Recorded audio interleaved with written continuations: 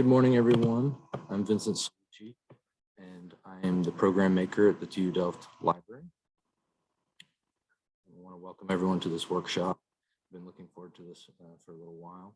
Our guest and leader of the workshop will be Eyal Gruss. And I met Eyal at a Computer Artist Society workshop of a similar nature in July that I took him. It was called Avatars for All. And we adjusted that title of the workshop because the TU Delft's, it's a great title, but the TU Delft's mission is impact for society. So thinking about deepfakes for society.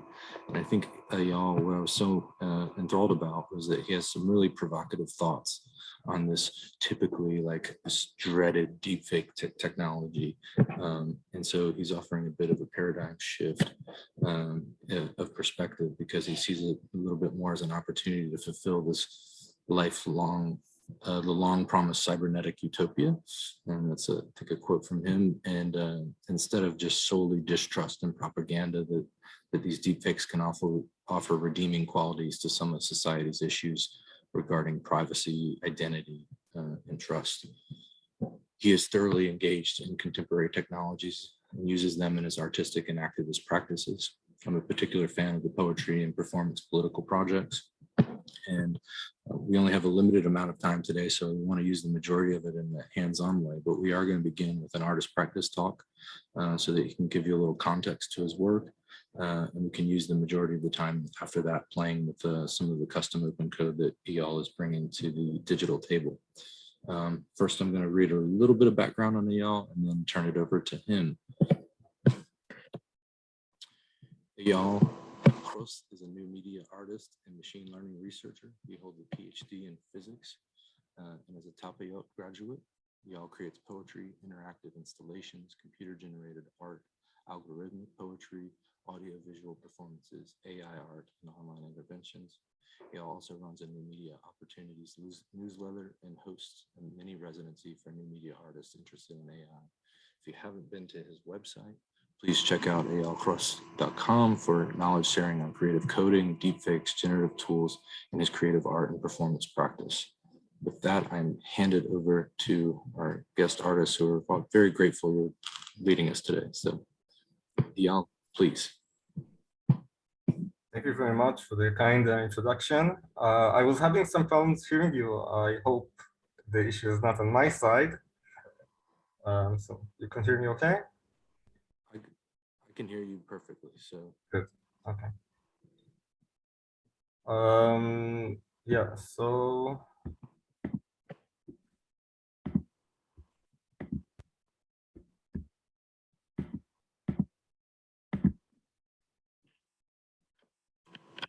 Okay, so this workshop is titled Avatars for All. I'm Eyal Gruss. I was introduced very kindly. Thank you. He gave us a place. So this the Oasis. The Oasis.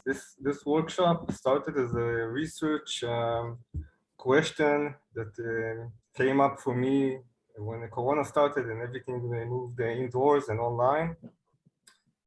And I remember there was once this talk about a cybernetic utopia, where we can go into VR like here in Ready Player One and be whoever we want to be.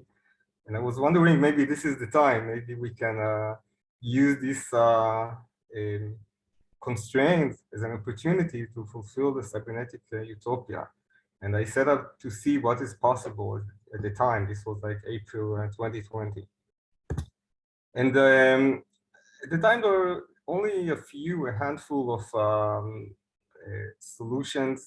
I was looking for like a platform to allow as much expressivity as possible online. I was familiar with the Upstage. It's a very veteran community for cyber performance. This is like their older interface that was then the active one, but it's quite a niche platform. We had these crazy VR parties. This was by Modus Studio. They recreated Tel Aviv in VR. Had these Zami parties and also access from the browser.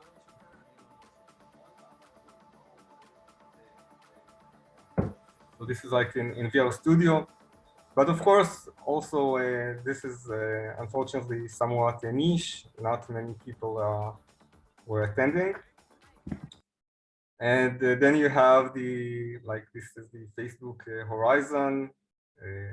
Probably now it should be Facebook Meta. It's a corporate VR world with legless people, so probably so it cannot run away. So these are some impressions I found at the time that were not satisfying for me. And actually, it usually looks like this. A familiar Zoom grid, and this is already a good outcome where people share their camera and not hiding. Yeah, so I know some deep learning, and I wanted to see what is possible at the time. And if you're considering Zoom, there is a very simple technique of the Zoom bombing. You don't really need lots of AI to do it, but it can be quite fun. היי, It's in Hebrew, but I think you will get אפשר? most of כן, the כן, words. אני שומע. קודם כל אני רוצה להוסיף משהו, שאתה קצת ידע. האילומינטי מורכב מ-13 משפחות, ביניהם רוקפלר ורוטשילד. Speaking about the Illuminati, הרוקפלר, רק לידיעתכם, context of corona הם vaccination. אלה שמימנו במשך כל ההיסטוריה את כל המדעים, את כל האוניברסיטאות. אנחנו האילומינטי, אנחנו שולטים בעולם. So then the Illuminati comes in and tells them that he's bringing the G5 and everything.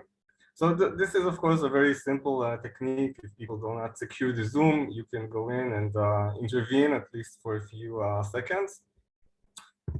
And I was looking for some technologies to allow me to be more expressive.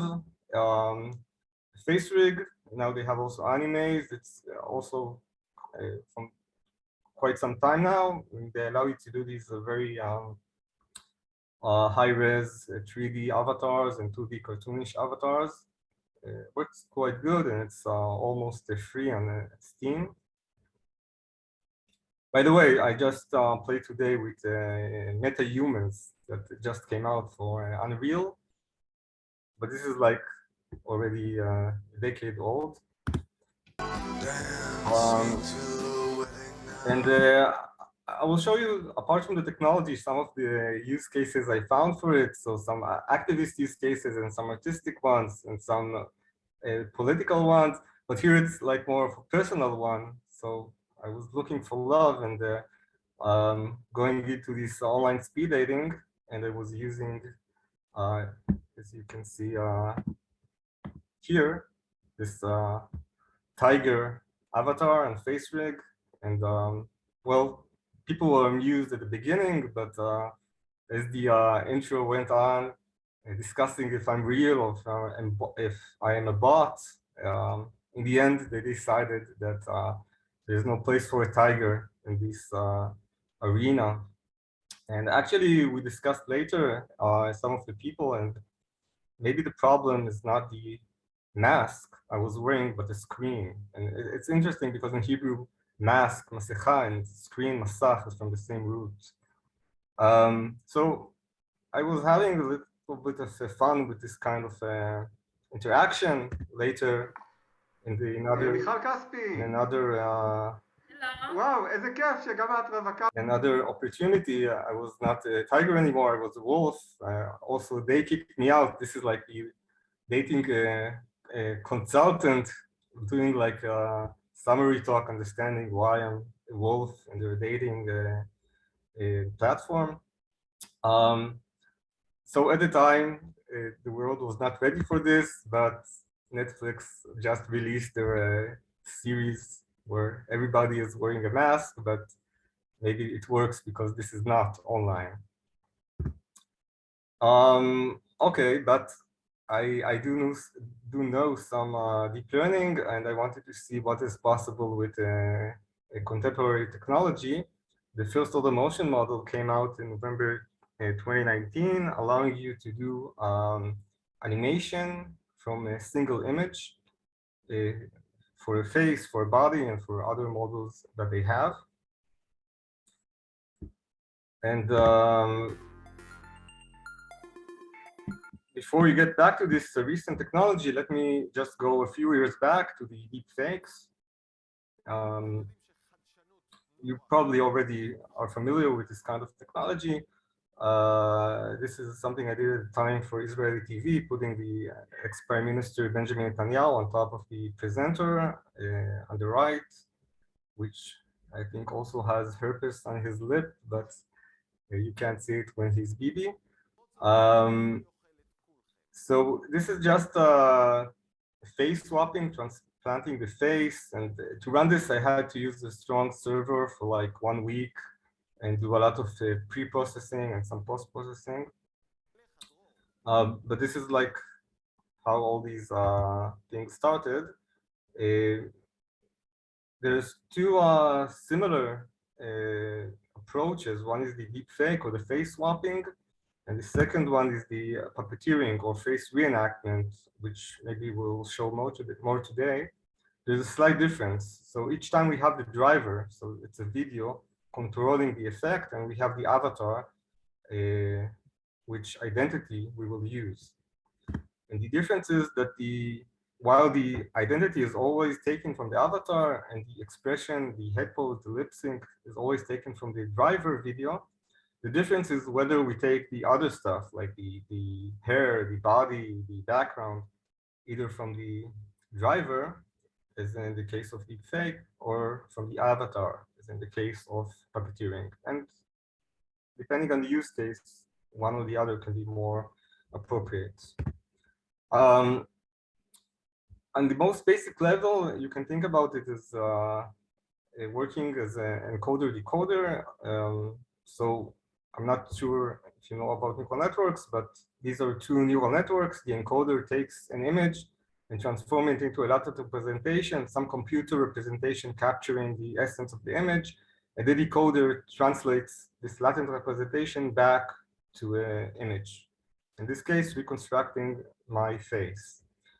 And there are two tricks here. One is that you have a universal encoder that you use for all faces, but each identity has his own decoder. So I have my own decoder and Benjamin Netanyahu has his own decoder, but we both use the universal encoder. And when you want to use this, so you put, for example, my face into the universal encoder, get the latent representation, the computer essence of my face, but you decode it with another person's decoder. And thus you can transfer some of the semantics of the face, like the expression, onto the likeliness of the other identity. And if you put it together with a voice impersonator, since still this is the easiest way to get a good voice impersonation, the effect can be very convincing. Disdain, in short, provoking of disgust, than being an impressionist, a third-rate, even fourth-rate skill. The definition. Not sure if the audio is good enough, so you can see it later. And this is an example for a full body control. So you have a dancer, the student that wrote the paper and cannot dance, but translating you can think about the skeleton as like something like the latent representation. So taking the video, source video, getting the skeleton and recreating the video of the students. And also this requires training the special model for each student and each dancer for maybe a few days on a strong machine. But you can see it's quite nice. So I think I recognize two verticals. One is the more qualitative one of getting like better deep fakes or better avatars if it's resolution, but of course not only resolution, but also dealing with different medias and audio and the different modalities, not only the head or not only the body, and different conditions, not only frontal recording. But I'm more interested in the maybe the quantitative aspect, or specifically the accessibility one, allowing you to use less data and less compute power to use these methods. So sometimes you call it few shot or even zero shot. So just take a model and apply it to a new driver, a new avatar without any training, and maybe even do so in real time. And of course, both vectors will converge, but now I will be more focused on the accessibility side. So there are different demos. You can see there are many ones. This is like quite constrained, but it's nice from deep nostalgia and my heritage. Actually, the picture is purple for some reason. I put a purple picture, but I think maybe it actually allows you to focus on these subtle movements they put here for this generated video from a single image. But I want to go back to the first order motion model I started with, and this is Avatarify. This came out April 2020, maybe a few weeks before I started this research. So it takes the first order motion model, animates a single image, but does so in real time if you have a strong computer and you know how to install it. So this guy is puppeteering his grandfather, which is not alive. And this, of course, is exciting from maybe an emotional perspective. And I had a lot of fun with Avatarify. I went in various events at the time, just exploring the technology. This was like an event for a fringe theater, and I went in as the Miri Regev. She was the cultural minister at the time.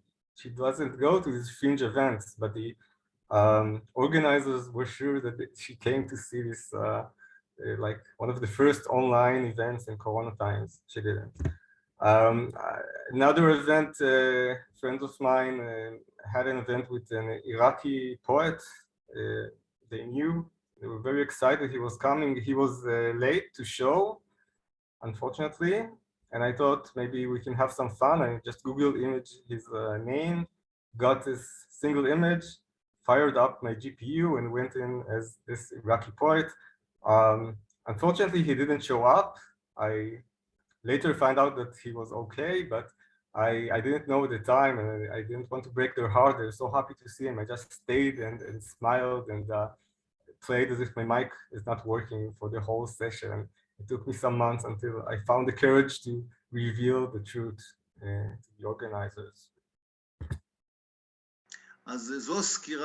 We had several elections in Israel, and we got a lot of political spam, and I tried to fight the spam. I used to go to conventions in real life and read out the spam and get violence from the party members.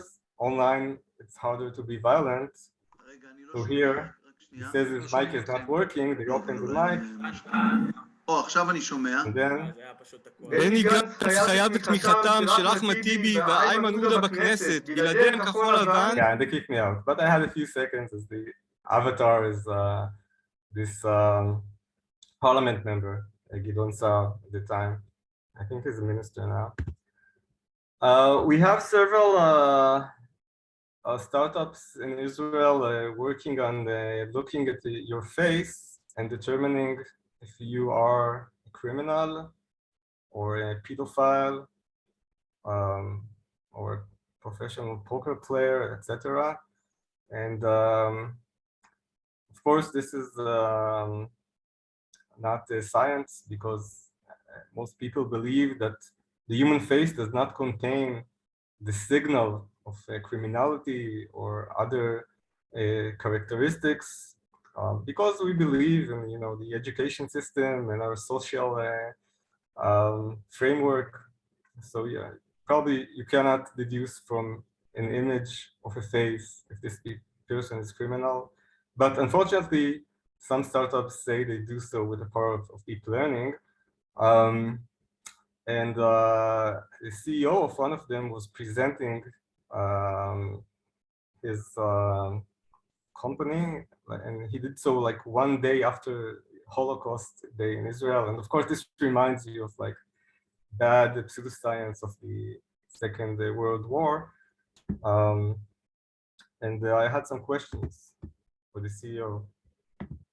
We hope to help all the people without credit history and we hope that there not will be any new problem like Michelle and Michelle's mom, and save some life. Thank you very much. Thank you very much, Ido. Back to you. Question for Ido. Can you do a Jew detection? Can you detect the Jewish face, maybe by the nose or by the size of the skull, so we can find the Jews and catch them before they take all the jobs? What? No, he was kidding with something from the past that's he tried to be, I don't know if serious or make a joke. Okay, I will not take it serious. Yeah, something from the past. So I think I showed some examples. I think this kind of tool can be quite expressive for various artistic or activist or personal capacities.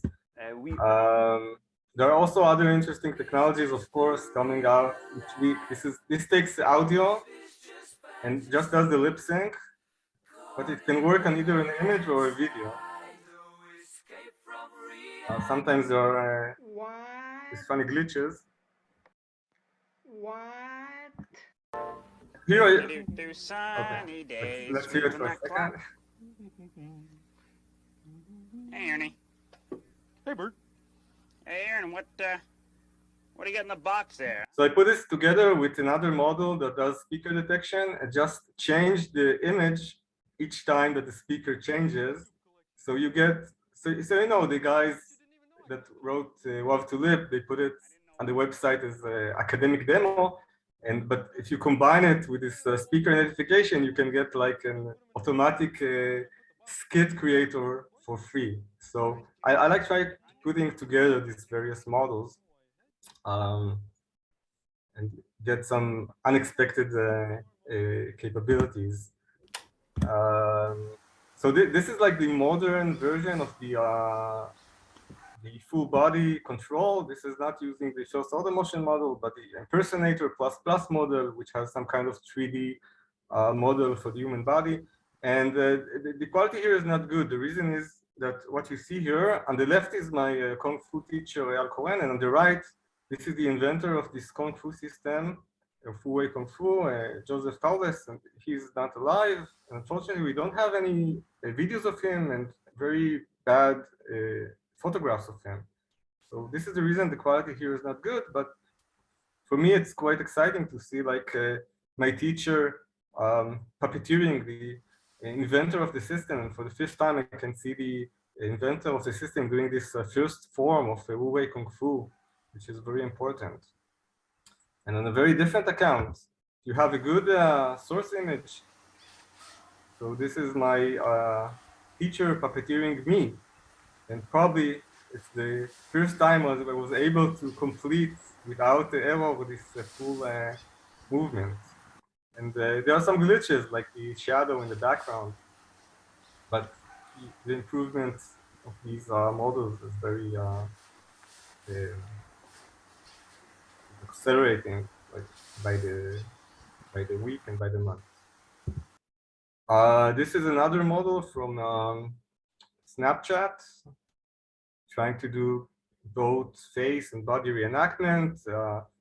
I put this because I got this funny glitch where the handgun of Han Solo stays in the air, and the results can vary.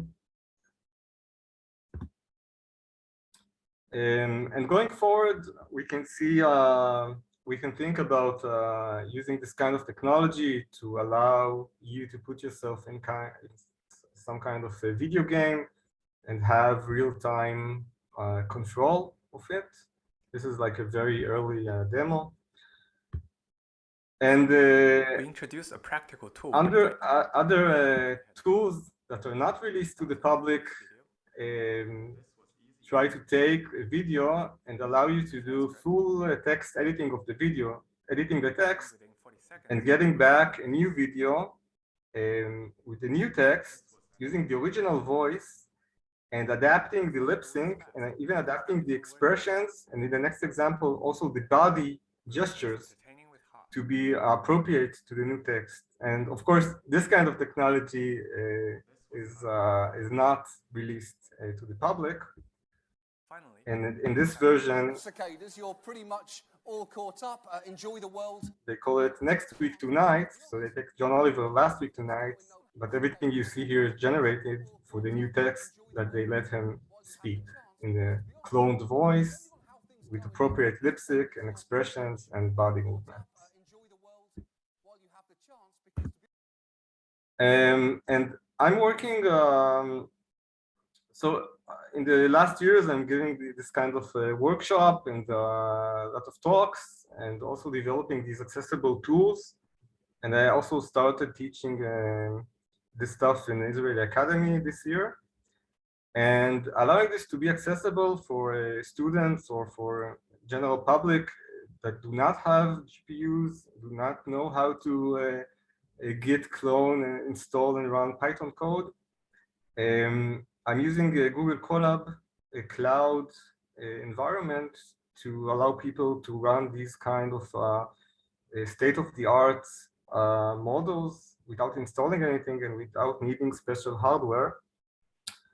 And since I could not find an online version of Avatarify, I created this notebook that we will play with later. And if you have good enough internet, it allows you to run this kind of avatars using the first order motion model, similar to Avatarify, but running in your browser on Google's free GPU and without installing anything. And also I put in a very rich GUI allowing you to control all model parameters and use various media, either your own or generated media, and we can play with it later. Shalom Rab, ve'erev tov. So comparing to the BB's deepfake that took me 1 week, this example was done by a friend of mine. Took him only a few minutes following a similar seminar. Also the Impersonator plus plus, comparing to the Everybody Dance we've seen before. The latter one takes only a few minutes on Google Colab. And let's skip a bit.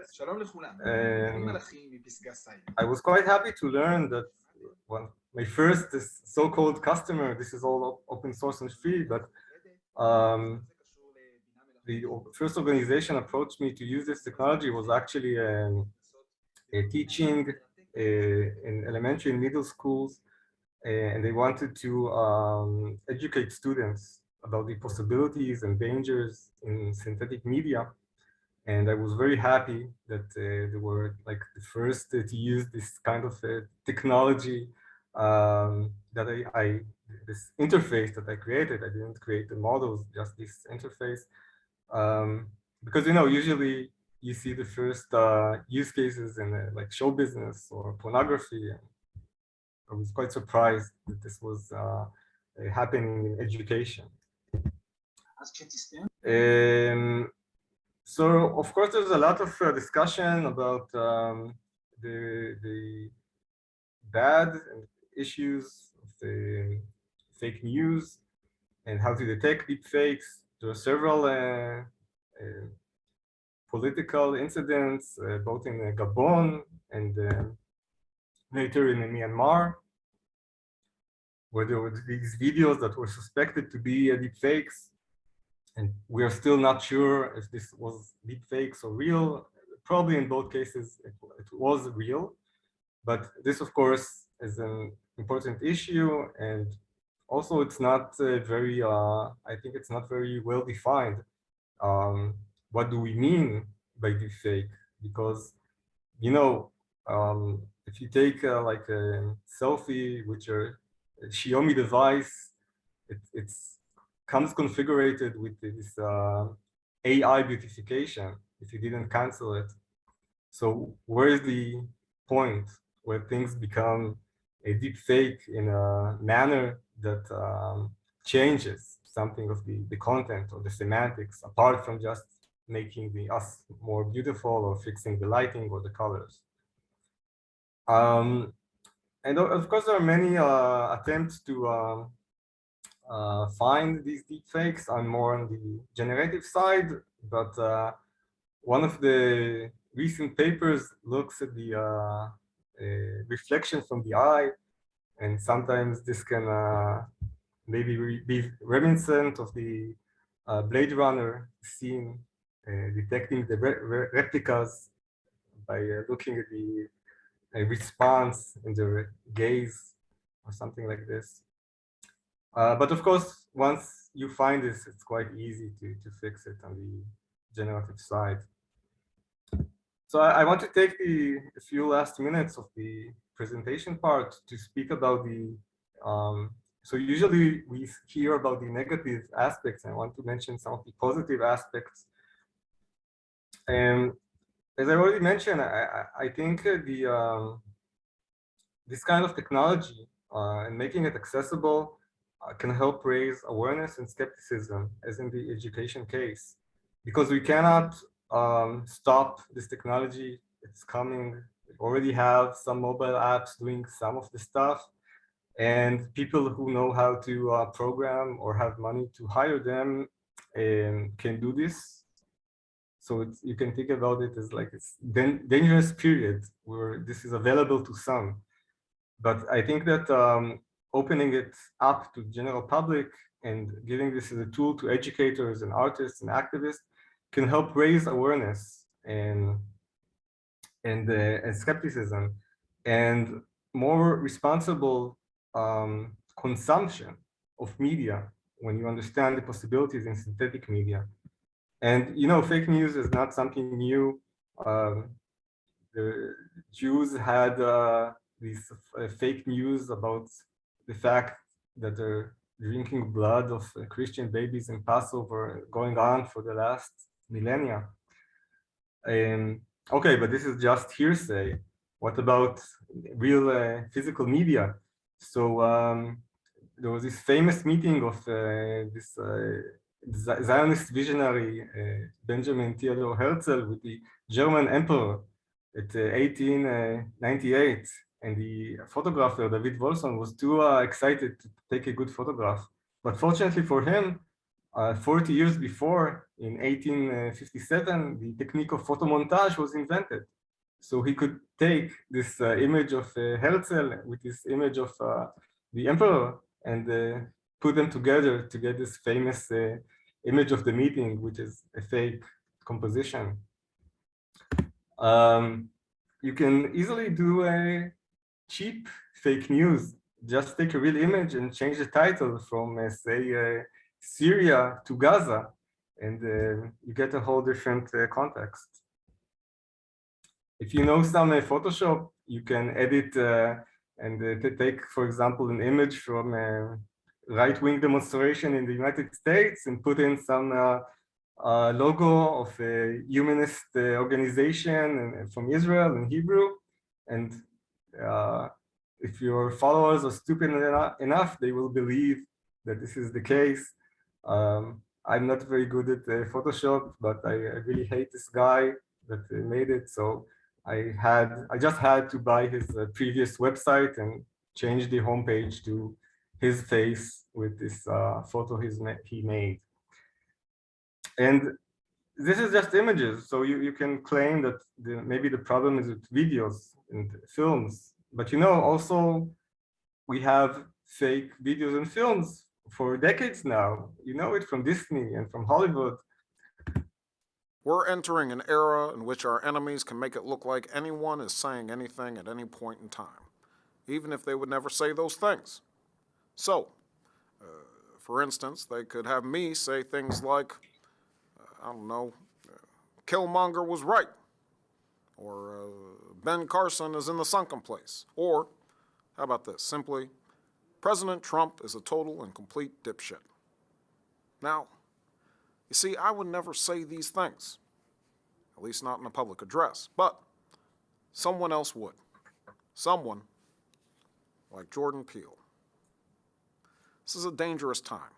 So this is quite a famous video, and what's interesting here is it was made early on. The only thing that was manipulated here apart from him doing the impersonation, was the lip sync. They just fixed Obama's lips to match Peel's lips, and this is it.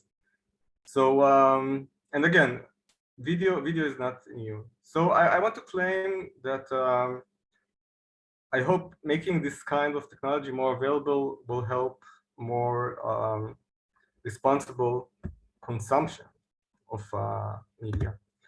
And the second thing, of course, is about privacy. And usually we talk about privacy infringement. And this is how deepfake started, taking, for example, Israeli actress Gal Gadot or Wonder Woman and putting her face in porn. Later, you had this Deep Nude app. If you are a normative-looking white woman wearing a bikini, it's easy to make a version of you that looks naked. It's generated, but again, if you have a normative enough look, the completion will be look realistic and, of course, infringe on your privacy if you didn't ask for this. But I want also to claim that we can have good use cases for privacy preserving. I wanted to do, this is a very low resolution, low quality demo I did in a few minutes, but I wanted to do this docu-reality at the time, walking in the streets and documenting my attempts to meet women. I couldn't do it because I didn't want to reveal their identity without consent. I didn't want to ask for consent. I didn't want to blur the faces. I didn't want to have it scripted. So I just couldn't do it. But once I had this deepfake technology, now I can take an actress and superimpose her face on top of the original face. So I protect the identity, but I still get something of the authenticity of the emotional response. Yeah, I didn't do the full feature in the end, but a year ago, HBO documentary came out, Welcome to Chechnya. This is not like a docu-reality, it's a documentary, but they protected the identity of these Chechnyan people that had issues with the government by using actors and face swapping their face for this cause. And in recent year, you can see in the media similar use cases. So technology can also be used for privacy preserving, not only for infringing. Yeah, let me skip this. And the last point, more philosophical one, is that I think not only in this capacity, but also many other interesting technology and synthetic media that maybe you're familiar with, like the DALI and the clip for generating images. I think we may be moving or starting the era of, instead of distributing media, distributing ideas. And there was this demo a year ago by NVIDIA, Maxine, and later called vid2vid Camel, where they just want to save some bandwidth in Zoom. So they transfer the low resolution, maybe even like the key points of the face, and recreate on the other side your high resolution avatar, just to save bandwidth. But I think something interesting is happening here. Like in other places with synthetic media, if you're not familiar with DALI and clip, it takes a sentence and translates it into an image. And here you take some key points of a video and recreate an avatar from them. So maybe what is happening here is instead of creating and sending the media, we are transmitting the ideas, the director's instruction, the screenwrite instruction, the transcript, and the machines are doing the hard work of generating the media for us on the other side. And I think we don't have time to go into all the text examples, probably you heard about GPT-3 and maybe Google Lambda. But I want to conclude with the quote from poet David Avidan from 1974, where he said, "Computers' codes will be the authors of the transcripts of the future, and we shall be the guiding mind and the approving eye." And I think I'm working on this creative, computational creativity stuff for a few years now. And for the first time in the last year, I think this stuff, this prophecy, may be starting to happen now. So this was the presentation I wanted to give.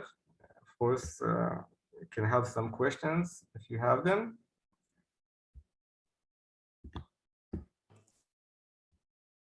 Great, thank you, Eyal.